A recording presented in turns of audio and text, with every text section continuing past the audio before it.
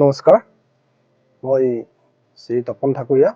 মই বিক্ৰমাদিত্য এষ্ট্ৰো চেণ্টাৰৰ লগত আজি 2 বছৰে জড়িত। তেখেতৰ পৰা মই বহুতখিনি পজিটিভ পাইছোঁ।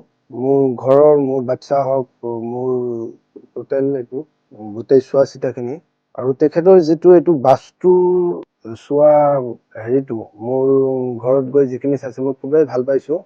তেখেতক লগ পাই মই বহুতখিনি উপকৃত হৈছোঁ বুলি মই দৃঢ়তাৰে কৈছোঁ। তেখেতলৈ মই ধন্যবাদ জনাইছোঁ।